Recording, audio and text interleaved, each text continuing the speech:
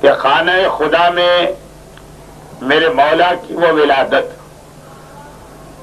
کہ جس کے بعد یہی خانہ خدا مرکز بننے والا ہے اس امام کے ظہور کے لیے، کہ جس امام کا ساتھ دینے کی تمنا خود مولا نے اپنی زندگی میں بار بار ظاہر کی تھی، اور جو کل ایک جملہ آیا تھا کہ اپنی نماز جنازہ کے حوالے سے بھی یہ ارشاد فرمایا کہ اس دنیا کی تاریخ میں ساتھ اللہ اکبر کے ساتھ یا میری نماز جنازہ کو پڑھنا اور یا پھر ایسی نماز جنازہ اشارہ کرتے ہوئے کہ اے میرے بیٹے حسین، فقط تیری اولاد میں اس امام کے لیے جائز ہوگی جو اس ساری دنیا کا ہدایت کرنے والا ہادی اور مہدی قرار پائے گا۔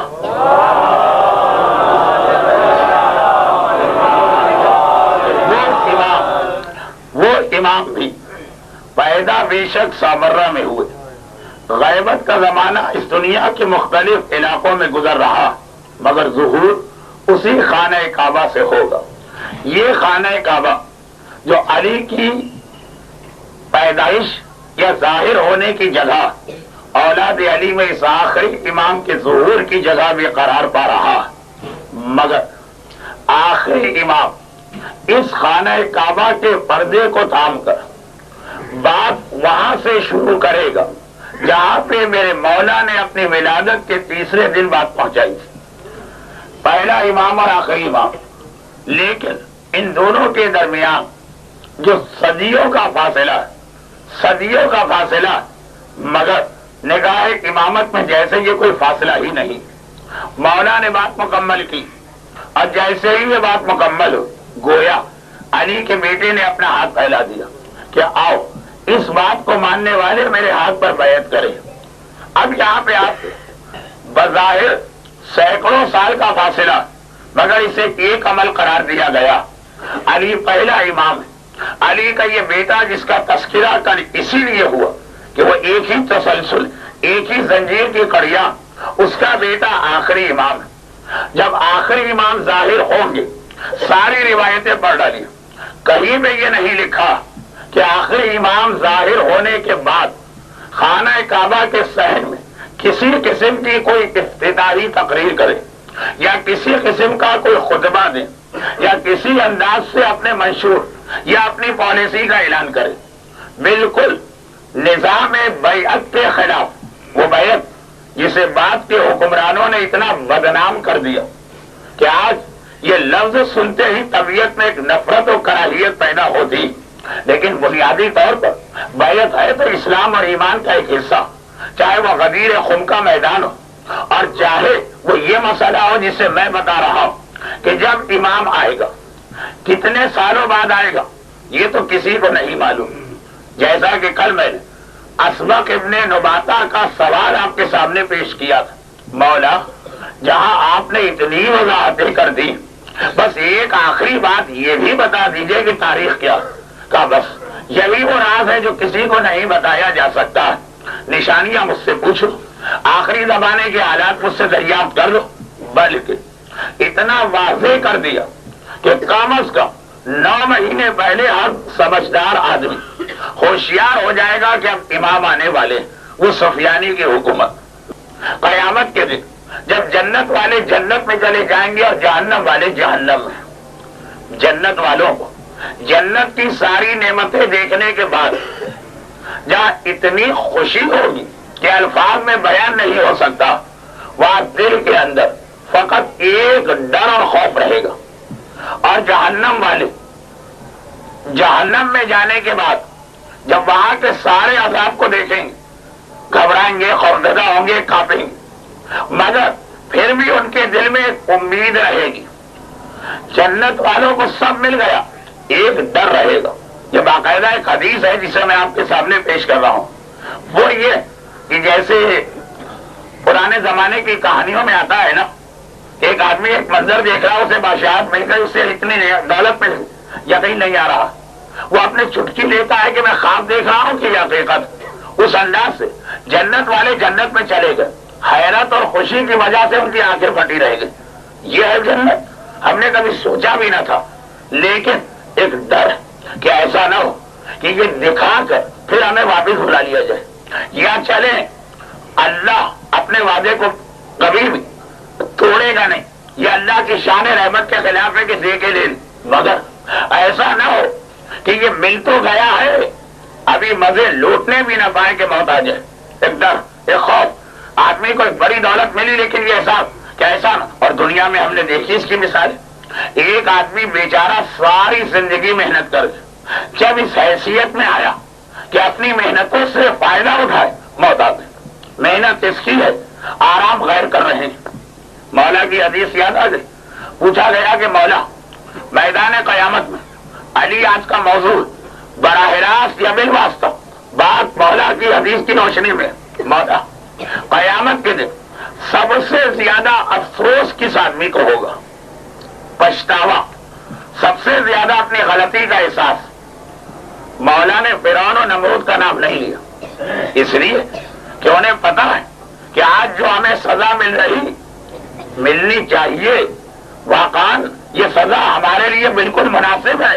ہم نے اتنا بڑا دعویٰ خدائی کا اور اتنی سرکشی کی تھی، تو ندامت اور پچھتاوا کا پاڑے فتح العمرہ العلماء والعمرہ، دو گروہ، ایک عالموں کا اور ایک دولت والوں کا.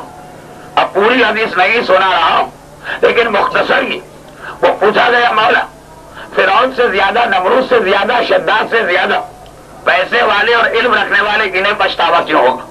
کہا کہ مسئلہ، اب میں آدھی حدیث سنا رہا ہوں. پیسے والے حساب کتاب ہوا، نہج البلاغہ ہی میں میرے مولا کا فرمان ہے کہ جب میں نے کسی کے پاس دولت دیکھی تو ساتھ میں اس دولت کے ساتھ کسی کا غصب کیا ہوا دبایا ہوا حق بھی دیکھا.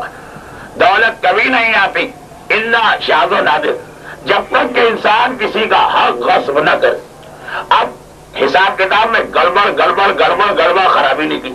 چنانچہ کہا گیا کہ دیکھ یہ حرام، وہ گناہ، یہ حق مارا، وہ خمس نہ دیا، وہ حق شریک کو روکا، جا جہنم میں.